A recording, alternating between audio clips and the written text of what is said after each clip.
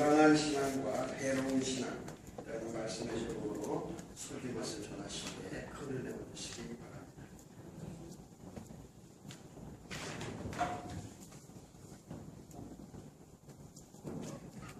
네, 안녕하세요. 할렐루야.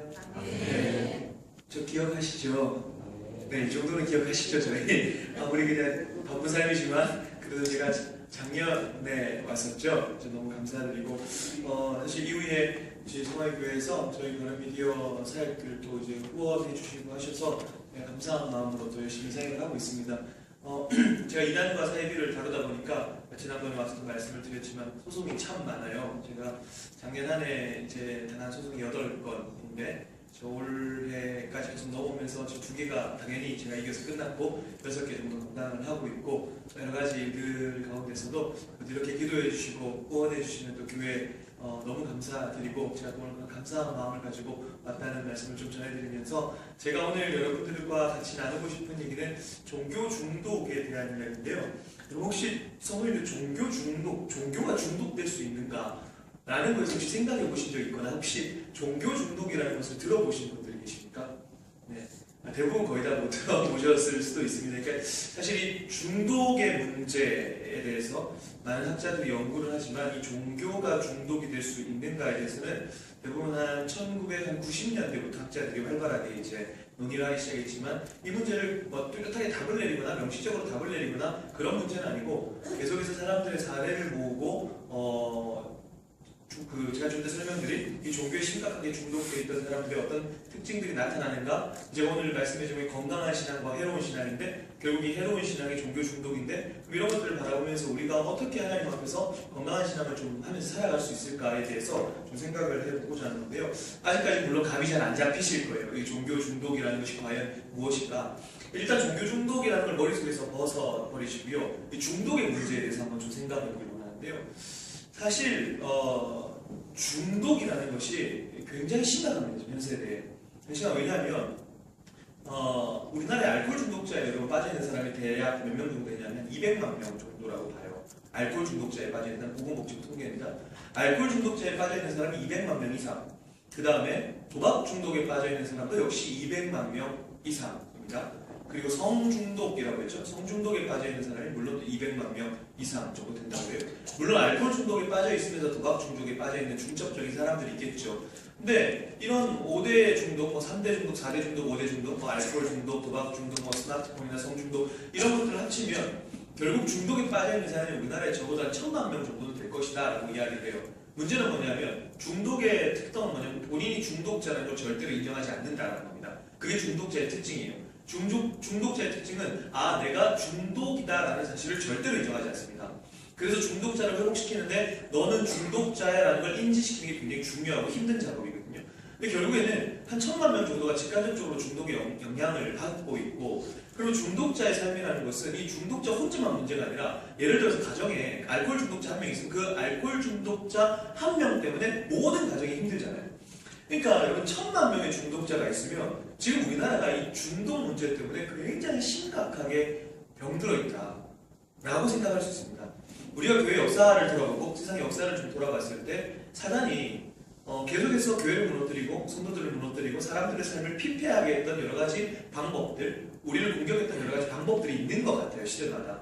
근데 초대교회 때는 아무래도 핍박과 박해였던 것 같죠. 물론 하나님의 섭리 속에서 그런 것들이 이루어졌겠지만 근데 그런 것들이 사람들의 삶을 빼앗지 못했다는 거죠. 신앙을 빼앗지 못했고 오히려 신앙을 더 굳건하게 만들고 교회를 세우는 역할을 했는데 저는 개인적으로 오늘날 우리 성도들의 삶과 이 사회를 파괴시키는 가장 결정적인 키워드로 저는 중독과 이단을 뽑는데 특별히 제가 이단 사역을 하면서 동시에 중독에 대한 문제들도 강의를 하거든요. 이 중독 문제만큼 다음 세대 사역에 그리고 앞으로 우리 사회와 이런 교회들을 바라보는 중독을 모르고서는 더 이상 이걸 논할 수가 없다라는 지경에 이를 정도로 이 중독의 문제가 굉장히 심각합니다. 제자옥하즘이라는 영화를 보셨는지 모르겠는데 그 제자옥하즘 영화를 만드신 그 김상철 감독님하고 그 다음에 저희 다음 세대 사역하는 몇 명에게 중독 책을 썼어요. 이게 며칠 전에 나왔거든요. 같이 공조로 이 중독 책을 썼는데 14,000원인데 제가 오늘 20권 가져왔거든요. 혹시 관심 있으신 분들 강의 들으시고 제가 10,000원에 이렇게 드릴 수 있는데 어쨌든 여기 보시면 이제 다음 세대 사역하시는 분들이 익명 상담을 하는데 정말 충격적인 사례들이 들어와요. 한 애는 목사님 아들이고 그리고 한 애는 그냥 교회 안에 친구였는데 임신을 시킨 거예요. 그런데 이 임신 사실이 탄로날까봐 애를 살해를 했어요. 그런 사례들부터 시작해서 각종 진짜 좀 입에 담기 힘든 그런 사례들이 이 안에 나열되어 있으면서 이 한국 교회와 사회와 그리고 다음 세대 사회에서 이 중독을 물어보자 논할 수가 없다 라는 생각들을 가지게 되고, 저는 특별히 이분들과 같이 사역을 하면서 제가 맡은 부분이 바로 종교 중독, 해로운 신앙이라는 겁니다. 왜냐하면 저는 이단 사이비 탈퇴자들과 피해자들 굉장히 많이 만났는데 그 이단 사이비의 신앙이 결국 해로운 신앙이잖아요. 그 해로운 신앙을 보면서 우리 교회 안에서 우리가 어떻게 건강한 신앙으로 세워질 수 있을 것인가에 대해서 늘 고민하게 되거든요. 지금 감은 잘 안 잡히시죠? 네, 조금 하다 보면 여러분 이해를 좀 하시게 될 것 같아요. 자, 그러면 종교 중독이라는 걸 머릿속에서 일단 비우라고 말씀을 드렸습니다. 그럼 중독이 뭐냐라고 먼저 한번 생각해보자면, 중독된다 우리 많이 표현을 하죠. 중독이 뭐냐? 중독은 보통 세 가지로 정의를 해요. 언어적 정의가 있고 의학적 정의가 있고 심리사회학적 정의가 있습니다. 언어적 정의는 뭐냐면 중독을 영어로 에딕션이라고 하는데 이건 라틴어에서 나왔어요. 에딕투스라고 해서 이건 뭐냐면 헌신하다, 모든 걸 다 내어바치다 그런 뜻이거든요. 결국 중독에 빠져있는 사람은 뭡니까? 거기에 모든 걸 다 쏟아내는 사람이거든요. 알코올 중독에 빠져있는 사람은 알코올에 모든 걸 다 쏟아내는 사람입니다. 알코올의 모든 것들을 다 뺏겨버리는 사람인 거죠. 이게 이제 중독의 언어적인 정의고, 의학적 정의는 뭐냐면 의학적으로 중독은 내성과 금단 현상입니다. 내성은 뭡니까? 처음에 술을 마셨는데 계속해서 더 마시게 되는 거죠. 근데 그걸 끊어내면 어떤 일이 벌어집니까? 금단 현상이 나타나는 거죠. 그렇죠? 그렇게 해서 의학적으로는 내성과 금단 현상으로 중독을 정의하고, 심리사회학적으로 중독을 어떻게 정의하냐면 이 중독이라는 것은 내가 다른 거 다 즉각적으로 빠르게 내가 원하는 쾌락을 얻고 싶은 심리에서부터 나온다. 가령 예를 들어서 술 마시는 사람 어떤 겁니까? 이 세상이 고통 너무 싫어. 내가 지금 겪고 있는 그런 문제를 너무 잊어버리고 싶어. 그죠? 즉각적으로 내가 내가 품고 싶은 그런 마음이나 쾌락이나 이런 걸 얻기 위해서 행동하는 것을 우리가 중독이라고 보통 이야기를 합니다. 이 중독을 이렇게 언어와 의학과 심리사회학적으로 정의를 할 수 있는데, 근데 이런 중독에 빠진 사람들이 사실 한국 사회에 굉장히 많다는 거예요.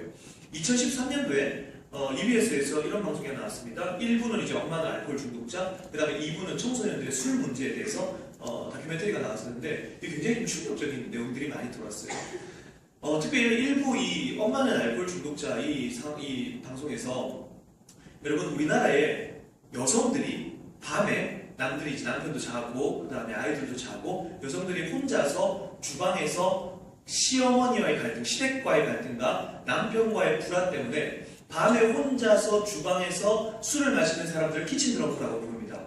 키친 드렁크라고 소위 부르는데 그 사람들이 우리나라에 몇 프로 정도 되는지 아세요? 60%. 남편분들 오늘 밤에 우리 소망의 교회 그런 분들 안 계신 줄로 믿습니다. 그렇죠? 남편들 다 자고 애들 다 자고 남편과의 문제, 갈등, 그 다음에 시댁과의 갈등 이런 것들 때문에 혼자 주방에 앉아서 술을 마시는 사람들이 키친 드렁크들이 우리나라에 60% 정도 된대요. 근데 보통 젊은 엄마들이 산모일 때 술을 마시면 우리 당연한 결과죠. 기형아나 이런 태아에 굉장히 안 좋은 역할을, 안 좋은 영향을 미친다는 걸 잘 알고 있습니다. 이 술에 대해서 이야기를 막 나누면서 2부에서 이제 청소년들의 술 문제에 대해서 나왔는데, 우리나라 청소년들이 평균적으로 여러분 몇 살에 술을 처음 접하는지 아세요? 우리나라 청소년들? 몇 살 정도 될 것 같으세요? 15살. 네, 또 아주 평소에 늘 항상 말씀과 기도만 이렇게 하시다 보니까 우리나라 청년들, 우리나라 대한민국 청소년 청년들이 술을 평균적으로 접하는 나이가 12살입니다. 12살이에요. 저희 딸이 지금 9살이거든요. 3년 남았다는 얘기예요. 매치가 안 돼요, 지금. 너무 큰 충격을 받을 것 같아요. 근데 의학적으로 연구 결과에 15세 이하의 술을 마시기 시작하면 알코올 중독자에 걸릴 확률이 5배가 높아집니다. 굉장한 수치인 거죠. 그러니까 우리나라 같은 경우에는 또 이 알코올 문제가 굉장히 심각하면서 여러분 지하철 한번 타보세요. 버스 한번 타보십시오. 다 뭐 하고 있습니까? 스마트폰 하고 있죠. 완전히 빠져버렸어요. 근데 중요한 건 뭐냐면 젊은 어머니들 잘 드시면 애들 스마트폰 그냥 주죠. 달래는 용으로. 굉장히 안 좋은 겁니다. 저는 제가 초등학교 2학년인데 저희 딸한테 스마트폰 안 사줬어요. 근데 스마트폰 없는 애가 반에서 3명이래요. 지 포함해서. 아빠는 네가 초등학교 졸업할 때까지 스마트폰을 사주지 않겠다. 여러분 스마트폰 만드는 사람들, 그 사람들은 자녀들이 중학교 갈 때까지 절대로 스마트폰 안 줍니다. 중독시키는 거거든요. 프랑스에서 얼마 전에 유학하고 온 제자가 있는데 그 친구한테 물어봤어요. 한국에 왔는데 제일 다른 게 뭔지 한 가지만 딱 꼽아봐라. 첫 번째 나온 얘기가 애들이 스마트폰 가지고 있는 거예요. 그렇죠? 스마트폰 중독자는 도대체 몇 명인지 우리가 알 수 없는 시대를 살아간다는 거죠. 우리나라 도박 중독자 굉장히 심한데 저희가 이제 중독에 대해서 서울, 그다음에 광주, 부산 계속 다니면서 세미나를 해요. 근데 4월달에 태백에서 한번 만나자고 했어요. 여러분 태백 가면 뭐 있습니까? 정선, 카지노, 그죠? 태백은요 완전히 도박 중독자들로 드글드글하대요. 그 상황이. 기독교 인구 4%밖에 안 되고 태백은 지금 이단과 중독자들의 도시가 되어버렸다. 그 도시 목사님들의 이야기예요. 그래서 저희를 쫓아와요. 그런 상황이죠. 우리나라 마약 문제 많이 안 나오는 것 같죠. 여러분 전 세계적으로 마약 청정 국가는 기준이 뭐냐면 인구 10만 명당 마약류로 처벌받지 않는 사람들이 20명 미만. 그러니까 인구 10만 명당 마약류로 처벌받는 사람이 20명 미만이면 마약 청정 국가로 인정해요. 굉장히 모호한 기준이긴 한데, 근데 우리나라 마약 청정 국가 아닙니다. 우리나라 이미 넘어섰어요. 도박, 알코올. 그래서 오늘날 우리 사회를 뭐라고 부르냐면 중독 사회라고 부르는 겁니다. 그래서 우리가 교회 안에서 단순히 이 우리끼리만 모이는 이 문제가 아니라 이 중독의 문제를 우리가 어떻게 좀 이해하고 교회가 대처하고 대응해야 될 것인가에 대한 심각한 고민들을 하기 시작합니다. 그렇죠? 여러분 한 대형 교회에 화장실에서 마약 주사기가 발견됐습니다. 서울의 대형 교회 마약 주사기가 발견됐어요. 근데 그 사람이 이런 얘기를 하시더라고요. 어떤 분이 그 마약 주사기가 발견됐는데 그 사람이 교회를 다니면서 계속 마약을 했을까? 그건 아닐 거다. 살고 싶어서 교회로 온 거다. 여러분 이제 시대가 바뀌면서 점점점 시간이 흐르면요 중독자들이요 교회 안으로 들어오기 시작할 거예요. 그리고 여러분들은 밖을 나가서 그렇게 표면적으로 막 드러나는 중독자들을 만나시기 시작할 겁니다. 우리가 그리스도인들이 사회적 책임이 있고 우리 그리스도인들이 세상의 어떤 문화와 이런 것들이 굉장히 민감하고 대응과 대책들을 세워가야 되는데 우리는 그런 대응과 대책을 세우는데 굉장히 느리다는 거예요. 과연 교회의 역할은 무엇일까에 대해서 생각하지 않을 수 없다는 거죠. 자, 그러면 제가 오늘 중독에 대해서 다 얘기할 수는 없으니까 그 중에서도 저도 여기서 이제 종교 중독 파트만 썼는데 종교 중독에 대해서 좀 생각을 해보면서 우리의 신앙이 어떻게 좀 건강한 신앙으로 세워져야 될 것인가에 대해서 한번 좀 생각을 해보자는 것이죠. 여러분 보통 중독을요 이렇게 구분합니다. 보통 중독이 있으면 중독 하나로 다 구분하는 게 아니라 중독은 물질 중독하고 행위 중독으로 구분합니다. 물질 중독은 뭐냐면 말 그대로 물질이죠. 알코올이나 마약이나 이런 물질에 중독된 것을 우리가 물질 중독이라고 부릅니다. 근데 행위 중독은 뭐냐면 우리 눈에 보이는 행위의 중독. 어떤 겁니까? 대표적으로 도박 중독. 이런 것들이 바로 행위 중독이라는 거죠. 요즘에 어떤 거 나오니까 낚시 중독, 그죠? 심지어 운동 중독. 좋아하는 것에도 좀 취미생활로 잘 가지고 있어도 좋은 것들, 예를 들어 독서 이런 것도 독서도 중독이 될 수 있는 그런 시대죠. 그래서 이 중독을 행위 중독과 물질 중독으로 나누는데 이 물질 중독을 다시 어떻게 나누냐면 유형의 중독과 무형의 중독으로 나눠요. 그러니까 어떤 행위를 막 하는데 그 행위가 눈으로 보이게 드러나는 거예요. 도박하는 행위가 눈으로 드러나는 게 보이잖아요. 그러니까 이거는 유형의 중독인 거예요. 그런데 사람의 내면의 심리 가운데 들어있는 그런 성향들, 예를 들어서 연애 중독, 관계 중독, 그리고 제가 오늘 여러분들에게 말씀드린 종교의 문제 이런 것들이 또 무형의 중독. 그래서 무형의 중독들은 뭐라고 부르냐면 숨겨진 중독이라고 부릅니다. 중독을 이렇게 구분할 수 있는데 그러면 제가 오늘 이 중에서도 이제 그 중독 중에서도 행위 중독 중에서도 무형의 중독에 대해서 그 해로운 신앙에 대해서 좀 말씀을 드리고 싶은 건데 그럼 해로운 신앙이 뭐냐? 제가 해로운 신앙이 뭔가 찾아봤더니 해로운 신앙이라는 책이 있더라고요. 이 책이 지금 아마 제가 알기로는 절판이 된 걸로 알고 있는데 학자들이 이제 종교 중독에 대해서 썼는데 해로운 신앙 이꼴 종교 중독이다. 그럼 도대체 뭐가 종교 중독이고 뭐가 해로운 신앙이냐? 기독교적 입장에서 수많은 정의들이 내려져 왔는데 제가 종합해본 결과 종교 중독은 뭐냐면 본질적으로 참 하나님이 계시잖아요.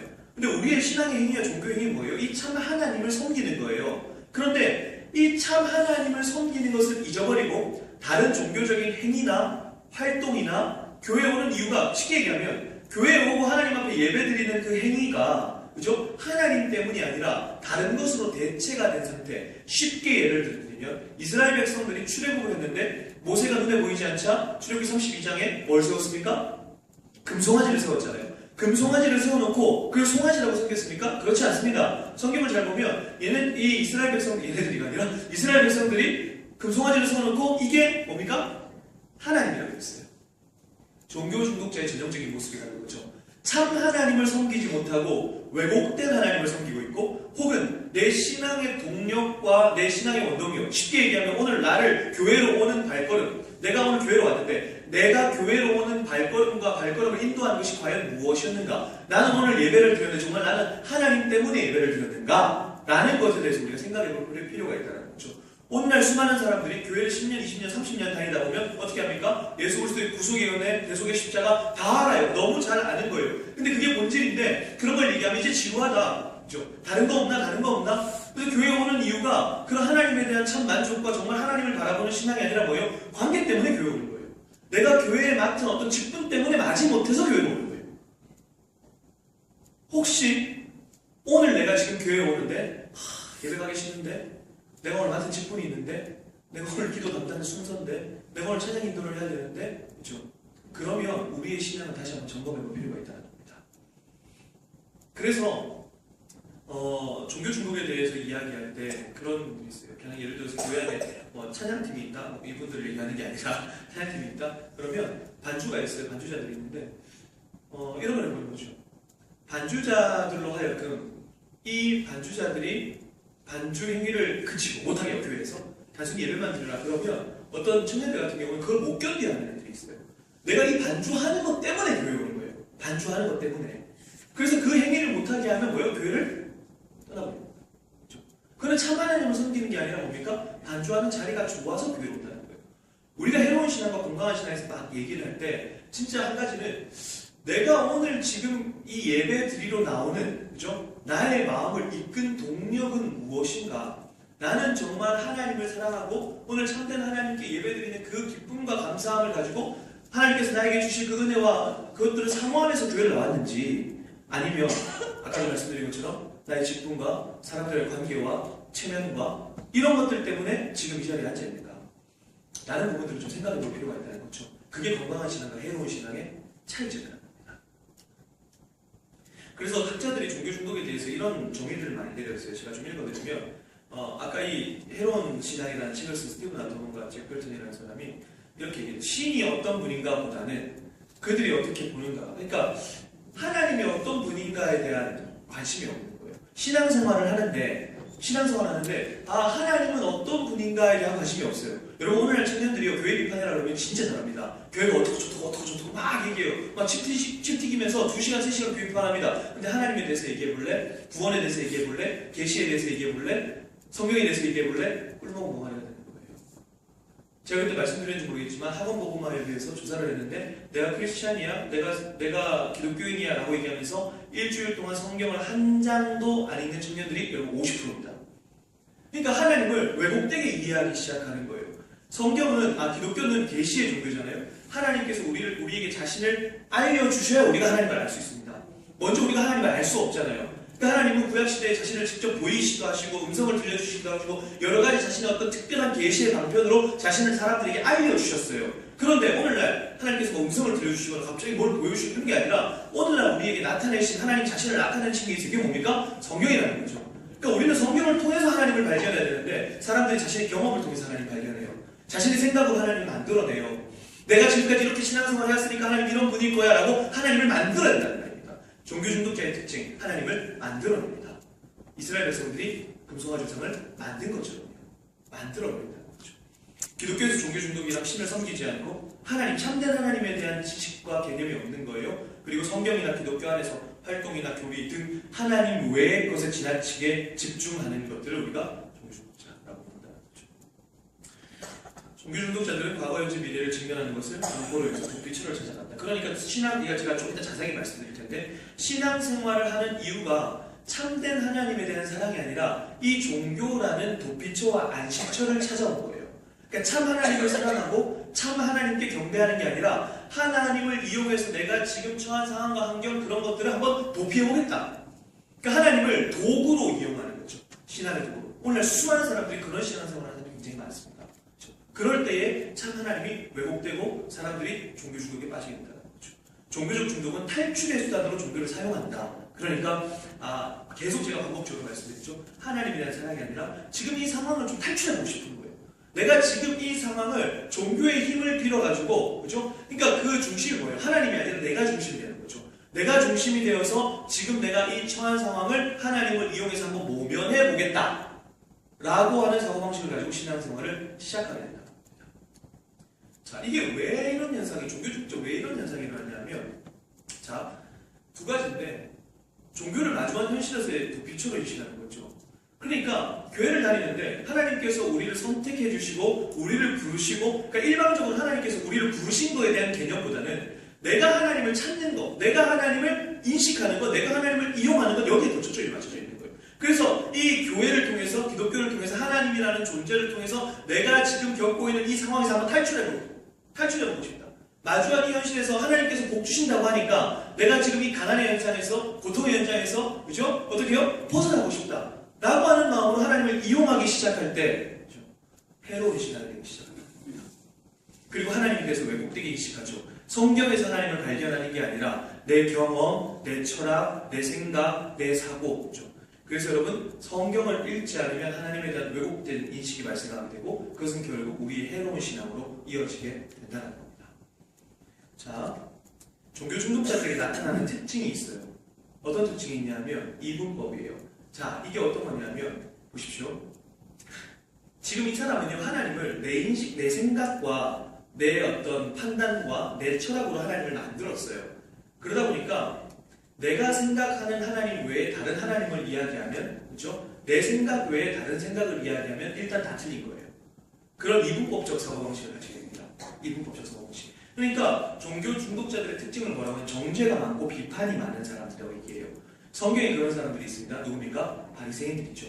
바리새인들은요, 자신들이 정해놓은 잣대가 딱 있어요. 자신들이 정해놓은 잣대가 딱 있고 이거 외에 뭡니까? 다 틀렸다. 그럼 바리새인들이 예수님을 메시아로 받아들이지 못하는 가장 결정적인 이유가 뭐냐면 바리새인들이 생각해놓고 만들어놓은 그 메시아상하고 예수님 모습하고 다른 거예요. 그래서 못 받아들인 겁니다. 바리새인들이 생각하는 메시아상은 뭡니까? 로마를 무찌르고 정치적인 왕이 되어서 이 온 나라 가운데 유대의 분봉왕들이 세워지고 유대의 국가가 세워지는 거. 메시아가 오면 그 일이 벌어져야 되는데 메시아라고 예수님 하는데 맨날 가난한 사람 찾아다니고 병든 사람 찾아다니고 하는 거예요. 유대인들의 생각에, 바리새인들의 생각에 절대로 저분은 메시아가 아니야 라고 하는 이분법적 사고방식이에요. 내가 생각하는 거 외에 나머지 다 틀렸어. 그러니까 그런 이분법적 사고방식이 있으니까 정죄하고 비판하는 일에 굉장히 능하다라는 거죠. 종교 중독에 빠진 사람들이 그런 사람들. 그러니까 교회 안에서 굉장히 비판을 즐겨하고 정죄를 즐겨하고 내 주장을 막 내세우고 겸손하지 못하는 모습으로 이어지면 그런 사람들은 정말 참된 하나님을 섬기기보다 내가 만들어 놓은 하나님을 섬길 확률이 굉장히 높다라는 겁니다. 그런 것들을 우리가 내면적으로 계속해서 점검해야 돼요. 또 한 가지는 뭐냐면 왜곡된 사고방식인데 보세요. 제가 조금 이따 사이비 종교에 대해서 몇 가지 말씀을 드릴 텐데 자, 여러분 JMS 제가 그때 와서 말씀드렸죠. 정명석에 대해서 말씀을 드리면서 성범죄 저지른 사람이죠. 그 성범죄를 저지른 사람이 징역 10년을 갔다 왔습니다. 누가 봐도 성범죄자예요. 근데 JMS에 빠져있는 사람들은 뭡니까? 여전히 그 사람을 메시아로 믿어요. 그러면서 정명석이 감옥에 갔다 온 것은 우리 선생님께서 우리를 대신해서 고난을 받은 거야. 완전히 왜곡된 사고방식을 가지고 있어요. 그 이유는 뭡니까? 그 사람들은 정명석한테 지금 중독이 되어 있는 거예요. 중독을 연구하는 학자들의 얘기입니다. 어떤 사건이 딱 벌어졌을 때 그 사건 자체는 의미가 없다. 그 사건을 어떻게 해석하느냐. 정명석이 감옥에 갔다 온 것 그 자체는 그 JMS 신도한테 의미가 없는 거예요. 그걸 어떻게 해석합니까? 우리는 성범죄 저질렀으니까 갔다 왔다. 근데 이 사람들의 해석은 어떻게 해요? 아, 우리 선생님이 우리를 위해서 고난을 받고 왔다. 라고 하는 사고방식을 가지고 있는 거예요. 이게 종교 중독자들에 빠져있는 사람들의 왜곡된 사고방식이죠. 사이비 종교에 빠진 사람들이 어떻게 그걸 믿을 수 있어? 이 사고방식이 바뀌어버린 거예요. 그 사람들은 온전히 정명석이 참신이고 참 구원자니까 그렇게 참 하나님 대신에 그 자리에 정명석을 딱 앉혀놓으니까 가능한 일이다. 그리고 종교 중독자에 빠진 사람들은 특별히 신비주의와 기복신앙을 굉장히 추구합니다. 왜냐하면 아까 말씀드렸죠. 종교를 마주한 현실에서의 도피처를 이기 때문에 하나님께서 우리에게 어떻게 하시는가가 중요한 게 아니라 내가 막 체험해야 되는 거예요. 체험해야 돼요. 내가 막 체험해서 하나님이 살아계신 것을 경험해야 되고 내가 요구하는 대로 내가 생각하는 대로 어떤 일들이 막 이루어져야 되는 거예요. 하나님은 내 가난에서 내 가난을 빨리 벗어나게 해주셔야 되는 분이고 그러니까 모든 중심이 내 사고방식 중심이라는 거죠. 그러다 보니까 종교 중독자들이 어떻게 하면 신비주의를 굉장히 추구합니다. 신비주의 현상, 그러니까 성경을 통해서 하나님 찾는 게 아니라 굉장히 신비한 현상을 통해서 하나님께서 살아계시다는 것을 확증을 받기를 원한다는 거죠. 체험적인 신앙. 그리고 동시에 기복신앙, 하나님은 나에게 부자가 되게 해주시는 분이야. 무조건. 가난과 질병은 저주야. 하나님께서 무조건 나를 그죠? 어떻게 부자가 어떻게 만들어 주시는 분이야라고 하는 이런 종교 중독자들의 사고 방식이 있다는 거죠. 제가 조금 더 자세히 말씀드리면 요거 영상 틀어집니까? 음성은 없나요?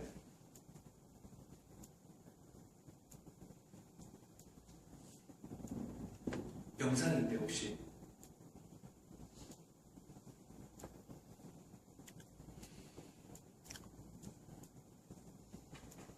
아니면 제 걸 그냥 다시 띄워주세요. 네네. 이 영상이 뭐냐면요. 그러니까 제가 지난번에 한번 보여드린 것 같은데 신천지 이만희가 이렇게 얘기합니다. 한 사람은 신천지, 한 사람은 그 바벨론, 우리 멸망한 자들. 그러면 둘 다 어떻게 되겠습니까? 그래서 따라서 지옥 가면 되겠습니까? 안 되겠죠. 그러니까 갈라지라라고 가르치는 거예요. 근데 지난번에는 제가 이렇게 말씀드렸죠. 갈라지라라고 가르치는 게 사이비 종교의 미달인데 이번에는 이 말을 받아들이는 신도 입장에서 생각해 볼게요. 자, 갈라지라고 했어요. 그 신도들은 어떻게 됩니까? 아멘하고 받아들인다는 거죠. 아멘하고. 이게 왜 가능할까? 도저히 이해가 안 되잖아요. 가족들하고 갈라지십시오라고 했는데 아멘 한다는 겁니다. 아멘. 자, 요 사고방식을 우리가 조금 이해하면서 우리한테 적용해 볼 필요가 있는데요. 여러분 약물 중독에 빠져 있는 사람들이 예를 들어서 알코올 중독으로 우리 예를 들어볼게요.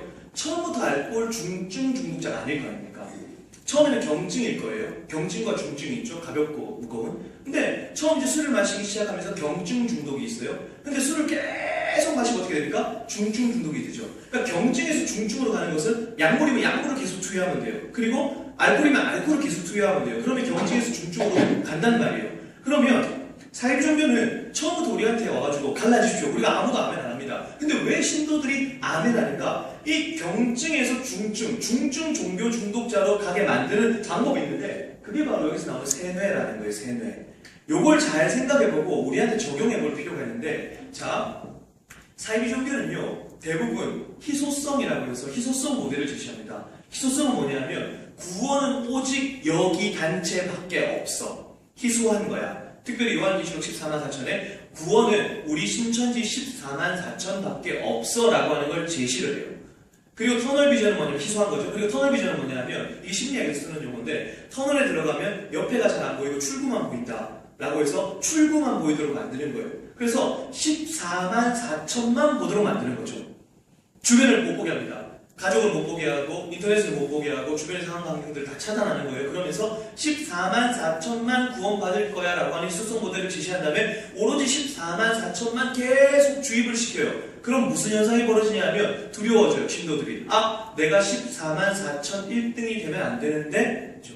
점차 조금씩 세뇌되는 겁니다. 14만 4천 1등이 되면 안 되는데 라고 하는 두려움을 가진 신도들에게 사회주의 교주들이 이렇게 얘기합니다. 보상 독점. 아니야, 괜찮아.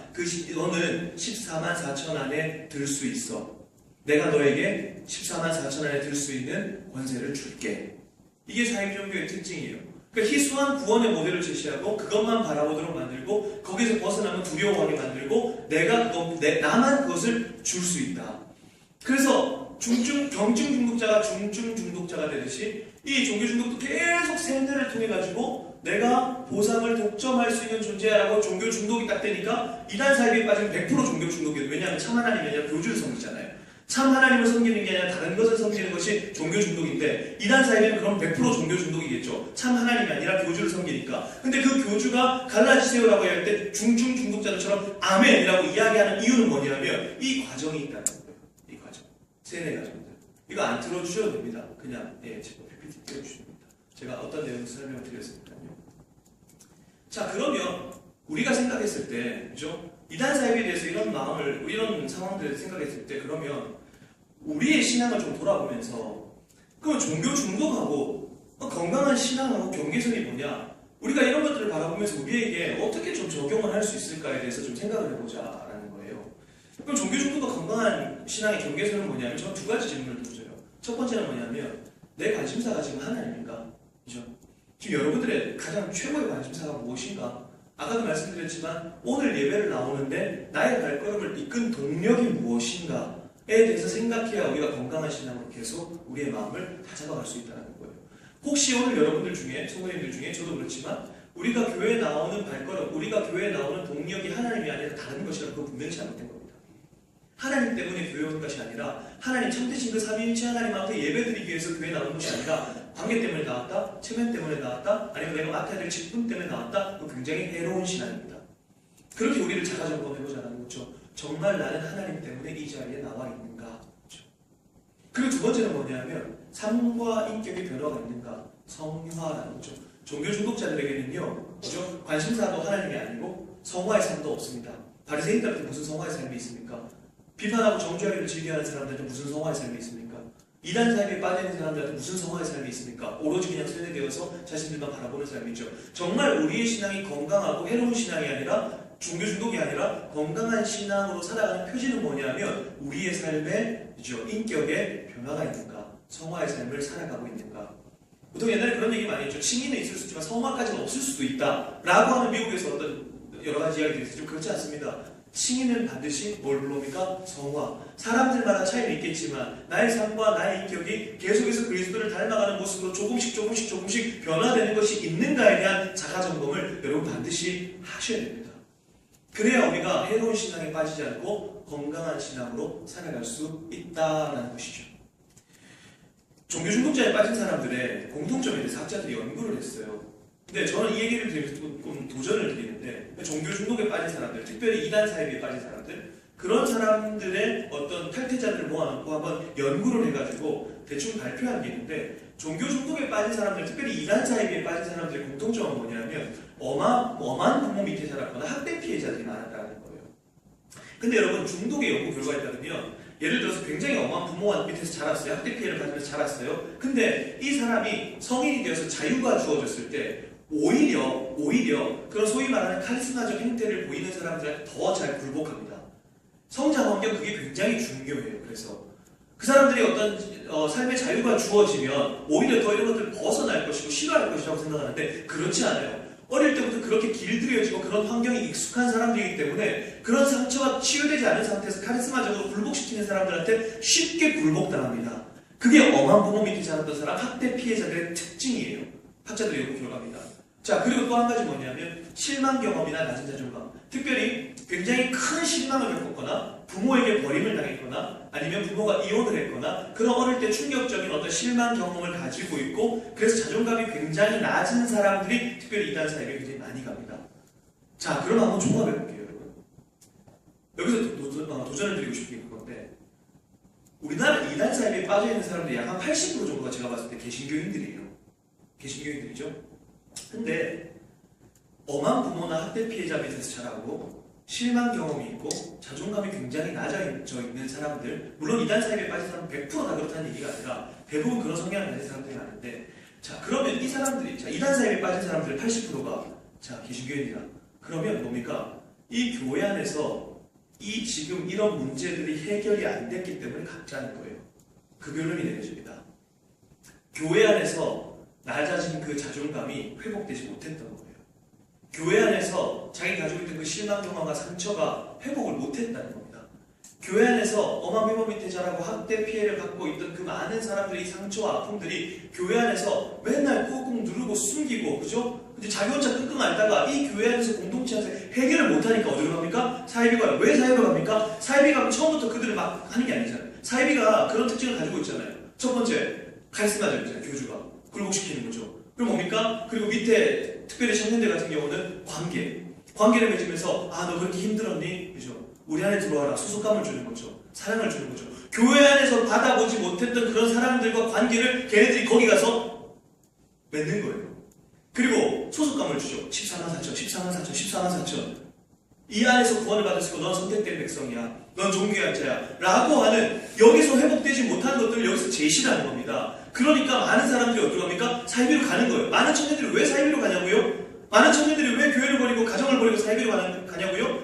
사이비가 더 좋아서 그렇습니다. 이게 충격적인 오늘날의 현실입니다. 우리는 사이비로 가는 사람들 욕했어요. 어떻게 저럴 수 있냐? 비상식적으로 저럴 수 있냐? 근데 그렇게 욕할 문제가 아니라 과연 우리의 공동체 안에서 이런 사람들이 충분히 회복될 수 있는 건강성들을 우리가 가지고 있는가는 적어도 돌아보자 하는 거예요. 물론 사이비에 빠진 사람들의 1차적인 책임 저는 100% 그들에게 있다고 봅니다. 개인이 1차적인 책임이에요. 본인의 책임이에요. 빠진 거는. 그런데 그렇게 욕하고 말 것인가?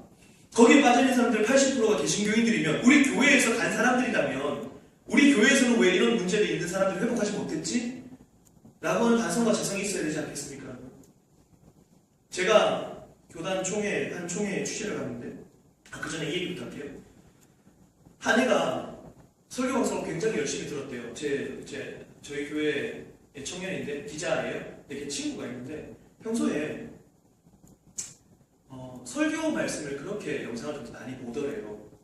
그래서 믿음이 굉장히 좋은 애인 줄 알았다는 거예요. 시간만 나면 이제 설교 방송 듣고 나니까.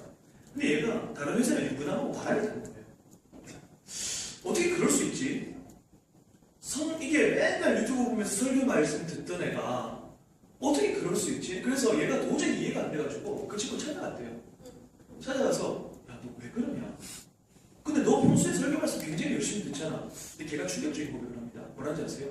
자기는 중년의 남성이 설교하는 걸 보고 있으면 성적으로 카타르시스를 느낀대요. 그런 얘기 들어보셨습니까? 저 처음 들어봤어요. 그런 얘기. 걔 제가 뭐라 했는지 아세요? 야, 이건 기도의 답이거든. 설명해줄 길이 없는 거예요. 그러니까 오늘날 사람들이요, 정상적인 사람들이 아니에요, 여러분. 이 사고방식 자체가 우리가 생각하지 못하는 그런 수많은 문제들을 가지고, 근데 문제는 뭔지 아세요? 걔가 중년의 남성이 설교하는 걸 이제 성적인 카타르시스를 느껴 라고 꽁꽁 숨겨놨는데, 그런 사람들이 우리 교회 안에, 우리 그 교회라는 이름 속의 공동체에 수많은 사람들이 있다는 거예요. 그리고 이런 상처와 아픔을 가진 사람들, 교회 안에 터놓지 못하는 그런 사람들이 우리 교회 안에 얼마든지 많이 있을 수 있다는 겁니다. 병들어 있는 사회잖아요. 근데 그런 사람들이 교회 안에서 회복이 안 되니까 어디로 갑니까? 그걸 회복시켜 줄 수 있는 것처럼 보이는 사회단체로 간다는 거예요. 제가 얼마 전에 한 3년 전인가 교단 총회, 3년 넘었군요. 한 4, 5년 전인데 교단 총회에 취재를 갔어요. 교단 총회에 취재를 갔다는 얘기 뭐냐면 그 교단의 지도자들이 모여있는 곳이라는 거예요. 한 보수적인 교단입니다. 한 목사님이 동성애에 대해서 그때 한창 얘기를 나올 때 목사님 그렇게 얘기하시더라고요. 우리 교회 동성애자가 왔대요. 근데 너무 당황해가지고 자기가 커밍아웃을 한 거예요. 제가 동성애자인데 교회를 좀 다니고 싶습니다. 그렇게 얘기했대요. 근데 목사님 너무 당황한 거예요. 그래가지고 대책이 없으니까 솔직하게 얘기했대요. 우리 교회가 아직까지 동성애자를 어떻게 받아들여야 될지 준비가 잘 안 돼 있다. 그러니까 요 길 건너 교회를 한번 가봐라. 여러분 그 친구가 갔겠습니까? 안 갔죠. 자, 그런데 저는 더 좀 씁쓸했던 이유는 뭐냐면요. 그 목사님이 그렇게 얘기했을 때 그 총대 교단의 리더라는 분들이 우리나라 유명한 교단이에요. 다 웃었어요. 근데 뭐 그럴 수 있다 치고, 그러면 저는 상식적으로 누군가 한 명은 나서서, 그죠? 이제 앞으로 중독자들과 동성애자들과 이단의 탈퇴자들이 우리 공동체 안으로 들어오기 시작하는 시대가 오게 될 것인데, 우리는 그런 사람들을 받을 능력과 대안이 없습니까? 그럼 우리는 지금 무엇을 해야 됩니까? 라는 이야기가 여기 나와야 되지 않습니까? 그게 교회가 해야 될 일 아닌가요? 교회가 동성애자들을 동성애를 인정하자는 게 아니잖아요. 동성애 죄죠. 하나님의 창조 질서를 어그는 죄입니다. 근데 하나님께서 용서받지 못할 죄는 성령 해방자 하나밖에 없다고 얘기했어요. 동성애자들도 회개하면 동성애를 끊고 이성애로 돌아오면 하나님께서 용서하신다는 말이에요. 근데 그런 사람들이 정말 처절하게, 여러분 이단에 빠져있는 사람들은 그런 사람 만나보셨어요? 동성애를 단순히 비판할 게 아니라 그거 정말 내가 어떻게 할 줄 몰라서 끊긴 끊어야 되는데 어떻게 할 줄 몰라서 아파하는 사람도 한번 만나보셨어요? 그런 사람을 만나면 쉽게 정죄가 잘 안 돼요. 물론 동성애는 죄죠. 근데 고통 가운데 살아간다고요. 그런 사람들. 근데 그런 사람들이 교회에 정말 용기를 내서 왔어요. 똑똑똑 드렸어요. 난 동성애자인데 이거 끊고 싶어요. 회복하고 싶어요. 교회 다니고 싶어요. 길 건너 교회 가볼래요? 이게 교회 현실이라는 거예요. 저는 여러분들한테 좀 도전드리고 싶은 건 뭐냐면, 이 소망의 공동체가, 그렇죠? 이런 아픔이 있는 사람들이 와서 살아났으면 좋겠어요. 교회를 살리는 공동체잖아요. 하나님께서 교회를 통해서 하라고 한 게 뭡니까? 살리는 거 아닙니까? 가르치고 전파하시고 치유하셔서 하신 게 뭡니까? 살리신 거거든요. 근데 우리는 살려고 오는 사람들을 내쫓아요. 아, 길 건너가보세요. 그렇죠? 알코올 중독자들 오면 여러분 냄새 얼마나 많이 나는지 아세요?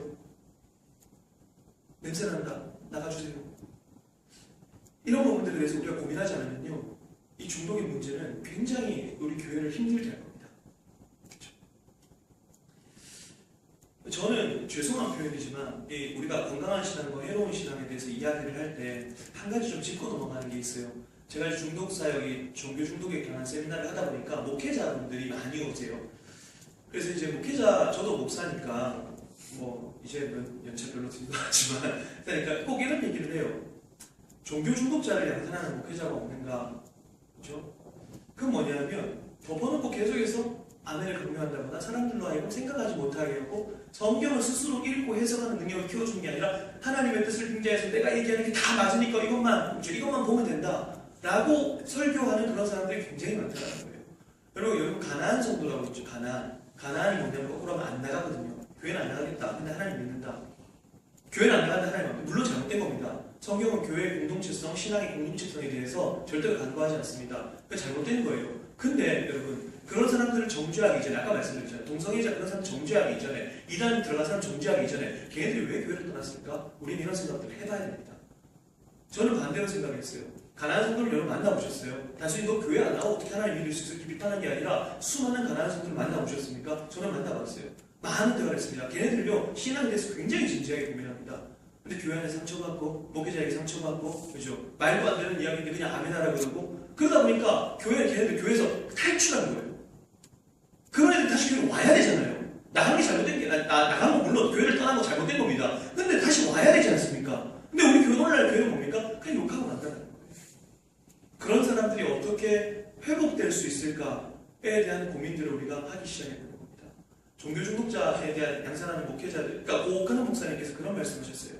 오늘 한국교회에 일어나는 문제들 다 교육자 책임입니다. 다 교육자 책임입니다. 우리가 그렇게 만들었습니다. 라고 정말 성토하시면서 그런 설교를 했는데 1년의 가르침들을 아무런 의식 없이 비판 없이 그렇게 받아들이는 그런 성도들을 길러낸 목회자들의 책임이 크다라는 건데 여러분 저는 굉장히 제가 여기서 이렇게 말씀을 편하게 드릴 수 있는 이유는 뭐냐면 여러분들의 목사님은 그렇지 않다라는 사실을 제가 확신하기 때문에 그렇습니다.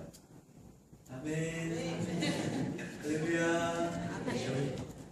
여러분 정말 복 받으신 거예요. 제가 얼마나 많은 교회들을 다니니까 정말 이상한 사람들 많아요. 근데 우리 목사님 여러분들을 위해서 계속해서 여러분들 어떻게 하면 건강한 신앙으로 세워주실까에 대한 고민과 그런 기도들을 얼마나 많이 하시는 분인가. 그런 목회자를 만나는 것 또한 하나님께서 우리에게 주신 복이라는 사실을 여러분 반드시 좀 기억하셨으면 좋겠습니다. 그래서 저는 이거는 답이 아니고요. 이제 오늘 남전도에 오신 예배신데 그리고 리더들도 오후에 오시는 분들 거의 리더들이시잖아요. 저는 이단 사이비를 보면서 이 사이비 종교 메커니즘을 보면서 그죠? 제가 수많은 이단 탈퇴자 피해자를 만나면서 이런 아까 말씀드렸던 그런 결론들을 냈는데 그러면 우리는 결국 그런 해놓은 신앙을 보면서 우리가 어떻게 건강한 신앙으로 좀 세워갈 수 있을 것인가? 저도 이제 교회에서 양육 훈련을 하거든요. 저는 이제 주일날 좀 오후에 담임 목사님께서 배려해 주셔서 좀 다니니까 저는 대부분 금요일과 평일에 이제 시간을 내서 애들하고 만나서 양육 훈련을 합니다. 양육 훈련을 하면서 그럼 저는 이거 좀 해로운 신앙이 어떻게 하면 해로운 신앙이 이루어지는가를 보니까 그럼 나는 어떻게 건강한 신앙으로 좀 세워갈 것인가에 대해서 고민을 하겠죠. 그래서 4가지 방법을 써요. 어떤 방법을 쓰냐면 첫 번째는 뭐냐면 얘네들의 신앙의 동기가 뭔지 계속 점검합니다. 너 오늘 왜 교회 왔어? 오늘 교회 온 이유가 뭐야? 너의 발걸음을 인도하신 것이 성령 하나님의 어떤 힘이야? 아니면 너 지금 친구 때문에 왔니? 아니면 반주하는 그 자리 때문에 왔니? 관객 때문에 왔니? 그렇죠? 예배를 사모하는 마음으로 왔니? 아니면 너의 책임감 때문에 왔니? 엄마가 오라 그래서 왔니? 계속 점검합니다. 그래서 그것이 하나님으로부터 벗어나지 않도록 계속해서 점검을 해주는 거죠. 그게 해로운 신앙으로 가지 않는 첫 번째 질문입니다. 그래서 두 번째는 진리에 대해서 명확하게 인지하는 것. 제가 아이들에게 구원에 대해서 가르쳐주고 그 다음에 믿음에 대해서 가르쳐주고 회개에 대해서 가르쳐주는데 근데 요즘 아이들은요 아무리 얘기해도 그냥 듣고 그냥 흘려요. 제가 저희에서 7년째 사역하는데요 7년 동안 얘기했는데 7년 동안 듣고 흘려요. 근데 이제는 조금씩 받아들이기 시작하는데 이 진리에 대해서 명확하게 인지하는 건 뭐냐면 얘네들이 스스로 다른 사람에게 설명할 수 있는가까지 항상 올려줘요. 저는. 그러니까 제가 양육을 하면서 상황 설정을 할 때 이렇게 합니다. 너 친구가 구원에 대해서 물어봤어. 성경에 대해서 물어봤어. 회개에 대해서 물어봤어. 어떻게 답할래? 그럼 제가 얘기한 걸 앵무새처럼 따라하는 게 아니라 얘가 자기가 사용하는 단어 그런 뜻들을 다 이해하고 설명할 수 있도록까지 양육을 합니다. 그래야 신앙생활이 해로운 신앙을 하지 않는다는 거예요. 자기가 쓰는 말이 무슨 말인지도 모르고 이야기하는 사람이 생각보다 굉장히 많습니다. 그런데 교회 단어에 대해서 얘기하고 교회에서 쓰는 단어나 그리고 자기가 찬양할 때 부르는 쓰는 단어나 이런 것들을 모르고 얘기하는 경우들이 굉장히 많아요. 제가 찬양팀 전에 사역할 때 교회 찬양팀만 20명이었는데 걔들 한 명씩 다 불러가지고 점검을 했어요. 교회 다닌 이유에 대해서 그 다음에 구원의 확신에 대해서 물론 사실 너 구원의 확신이 있어? 당연히 죽어서 천국 갈 수 있어? 사실 이게 그렇게 좋은 건지 잘 모르겠지만 그래도 얘네들의 기본적인 상태는 제가 알아보고 싶어서 물어봤어요. 구원의 확신이 있어. 다 있대요. 당장 죽어도 다 죽는 거 같아요. 그래서 왜 그렇게 생각해? 그랬더니 그 애들 중에 제가 거짓말 아닌 80%가 저는 방언하기 때문에 구원받았어요. 이렇게 나오더라고요. 아, 이거 심각하구나. 여러분, 구원이 뭡니까? 예수 그리스도를 믿음으로 받는 거잖아요. 나를 위해서 몸을 찢으시고 죽으시고 부활하신 그 예수 그리스도의 대속과 구속의 은혜를 믿으니까 구원을 받는 건데, 난 방언하니까 구원받았어요. 걔네를 다시 가르친다고 진짜 힘들었어요. 그러니까 얘네들이 정말 교회에 오래 다니고 있는데 이 핵심적인 진리에 대해서 명확하게 인지하고 있는가를 계속해서 가르쳐주는 겁니다. 가르쳐주는 동시에 내가 스스로 그걸 계속해서 나는, 그죠? 목사님께서 설교하시는 말씀 중에서 나오는 그런 단어들이나 구원에 대해서 얘기할 때 스스로 생각해보는 거죠. 아, 다른 사람이 나에게 구원에 대해서 물어봤을 때 나는 어떻게 대답해 줄 수 있지? 입이 잘 안 뻗것이 안 되는 거예요. 하나님에 대해서 어떻게 얘기해 줄 수 있지? 교회 비판 해봐요. 2시간, 3시간, 뭐 교회가 이렇다 저렇다, 교회가 하는 일이 어떻다, 목사님이 어떻다, 다 할 수 있어요. 근데 하나님에 대해서 얘기해 볼래요? 꿀먹은 보게 되는 거죠. 이게 해로운 신앙이라는 거예요. 교회 비판 할 수 있어요. 교회가 잘못된 방향을 가면 바로 잡아야죠. 그러나 그거보다 하나님을 아는 지식이 먼저입니다. 그게 돼야 비판이 어떻게 해요? 건전하게 간다는 거예요. 그리고 터널 비전에 빠지지 않도록 하라. 제 교육 철학이 뭐냐면 세뇌시키지 않겠다는 거예요. 애들을 세뇌시키지 않겠다. 달달달달 이야기하는 앵무새 만들지 않겠다는 거죠. 그게 아까 두 번째에서 말했던 진리에 대해서 명확하게 인지를 하고 있는가를 수시로 계속해서 점검을 합니다. 그리고 네 번째, 이건 이제 특수교육이라고 해서, 특수교육이랑 다른 게 아니라 이제 예를 들면 목회자가 다 할 수 없잖아요. 제가 무슨 뭐 슈퍼맨 돼가지고 뭐 이단에 대해서, 성에 대해서, 중국에 대해서, 뭐에 대해서 다 할 수가 없잖아요. 오늘 시대는 굉장히 다양하게 있는데, 그래서 저희 아이들한테 최소한 이런 부분들에 대해서 좀 전문적인 강사들을, 아니면 전문적인 교육들, 전문적인 책들을 계속해서 보게 만들어요. 그래서 시야를 넓혀주는 거거든요. 터널 비전에 빠지지 않기 위해서 시야를 넓혀주는 작업들을 한다는 거죠. 그래서 해로운 신앙은 이거 4개를 못합니다. 신앙의 동기가 점검이 안 돼요. 진리에 대해서 명확하게 인지하는 게 안 됩니다. 그리고 늘 항상 세뇌를 시켜요. 그리고 전혀 외부를 바라보지 못하게 만든다. 그렇죠? 그래서 종교 중독자로 만들어버리죠. 그리고 하나님이 아니라 다른 걸 딱 세워놓고 그게 진짜 신앙인 것처럼 계속해서 착각해서 살아가게 만든다. 이런 부분들을 좀 생각할 필요가 있고요. 저는 그래서 저희 이제 양육훈련 할 때, 이거는 이제 간단하게 말씀을 드리면, 해로운 신앙으로 가지 않기 위해서 건강한 신앙으로 아까 말씀드렸던 그런 방법을 쓰면서, 이게 답은 아니고요. 제가 그냥 하는 방법을 그냥 말씀을 드리니까 여러분들은 전 교인이 한 주제와 하나의 교재로 통일했을 때나요. 그러니까 중학교 이상부터 어르신들까지 전부 다 한 교재로 이제 저희가 합니다.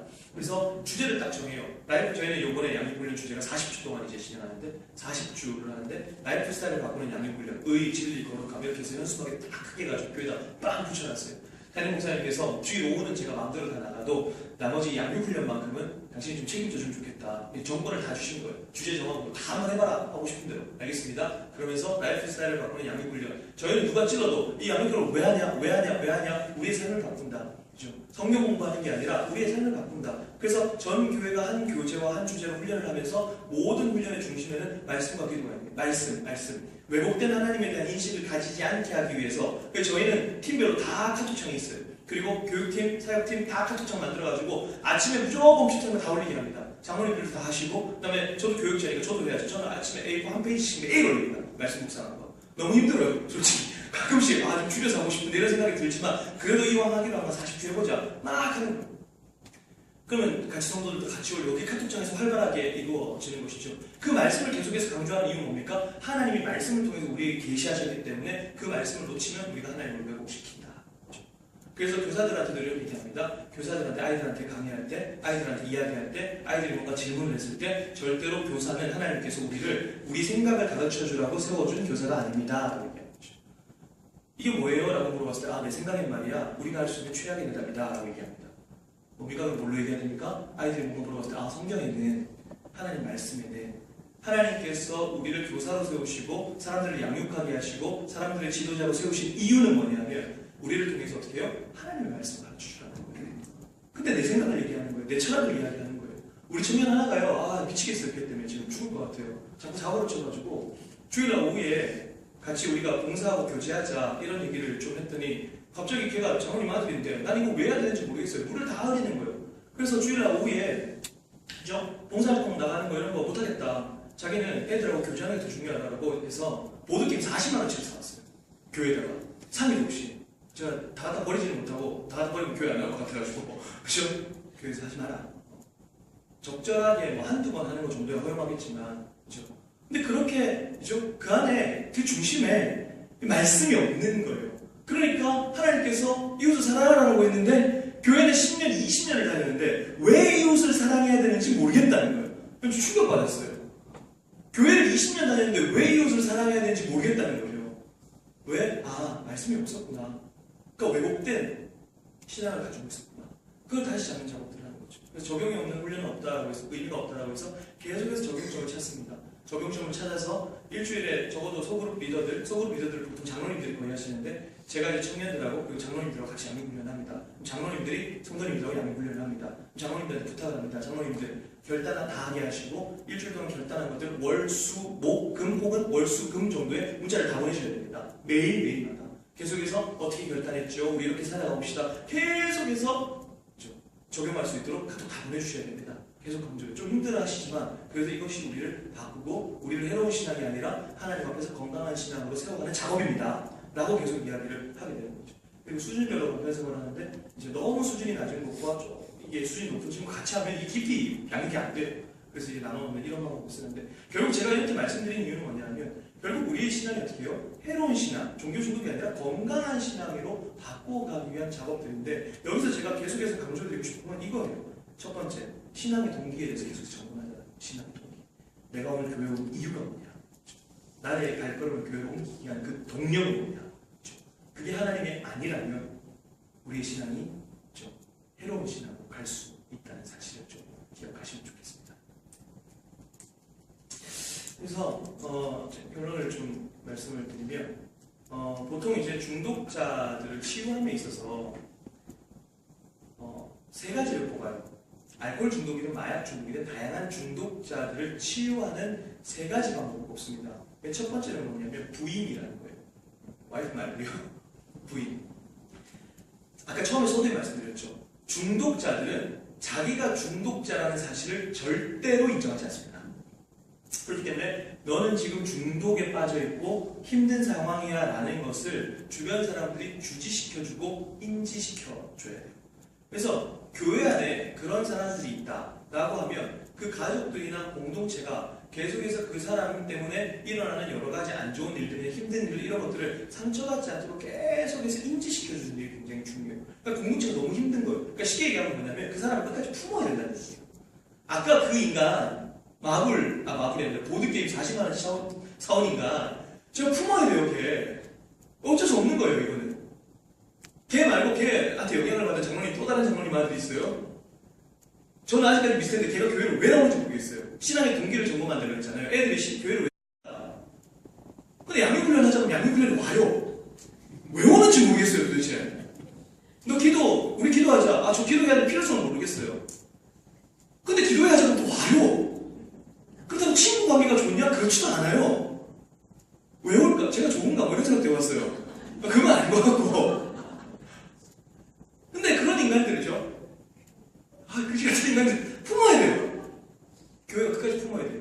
그래서 너로 인해서 걔로 인해서 상처받는 사람들이 있지만 교회는 어떻게 해요? 그 사람들 끝까지 품어야 돼요. 그래서 어느 순간 내가 교회 공동체 안에서 이 교회 공동체와 다른 방향의 신앙과 생각을 가지고 있구나라고까지 인지하게 만들어줘야 되는데 굉장히 힘듭니다. 근데 그건 누가 할 수 있습니까? 건강한 공동체가 할 수 있어요. 왜 건강한 공동체가 할 수 있냐면 자기가 봤을 때 이 사람들이 하는 행동이 자기가 너무 다른 거예요. 자기 생각에는 이웃 사랑하는 게 뭐예요? 아니라고 생각하는. 근데 이 공동체는 뭐예요? 이웃 사랑을 실천하는 거죠. 자기 생각에는 이렇게 하는 게 맞는데 이건 말씀대로 살아가니까 계속 부딪히는 거예요. 그 부딪힘 속에서 계속해서 얘가 생각하죠. 그럼 뭐지? 왜 나는 이렇게 하는데 우리 교회 모든 공동체 사람들은 저렇게 살지? 근데 이거 누가 할 수 있다고요? 건강한 공동체가 할 수 있다는 거예요. 건강한 공동체가 아니라 얘처럼 생각하는 사람들로 가득 차보세요. 얘가 부인이 되겠습니까? 신앙생활을 이렇게 하는 거구나. 그죠? 신앙생활을 그냥 대충 그냥 하면 되는 거구나. 그게 아니라 신앙생활은 믿음 생활은 하나님 앞에서 살아가는 삶은 달라야 된다는 걸 공동체가 얘한테 보여줘서 얘가 스스로 부인하게 깨닫게 만들어줘야 되는 거죠. 깨닫게. 내가 지금 이렇게 신앙생활을 하고 있는 게 잘못된 것이구나. 그죠? 자기 신앙의 정체성까지 부인하게 만들어주는 거, 그 누가 합니까? 가족하고 공동체가 될 수 있다는 거예요. 건강한 공동체가 그를 바꾸기 시작합니다. 그 두 번째는 뭐냐? 말씀이에요. 하나님의 말씀. 결국 종교 중독이라는 것, 그리고 해로운 신앙이라는 것은 하나님의 위치에 다른 존재를 놓은 거기 때문에 거기에 다시 하나님을 세워줘야 돼요. 근데 그 하나님에 대한 올바른 인식과 인지는 하나님의 말씀, 하나님이 자기를 계시하신 그 말씀. 그렇죠? 그래서 마지막으로 보통 일반적으로 중독자들에 대해서 얘기할 때 건강한 공동체가 굉장히 중요하다고 얘기합니다. 이 책에 보면은 그 제작하는 영화 만드신 김상철 감독님이 이 중독 사회라는 공동체, 베텔 공동체라고 해서 그 공동체 안에서 어떻게 사람들이 회복하고 노동하고 이제 이런 내용들을 담아놨어요.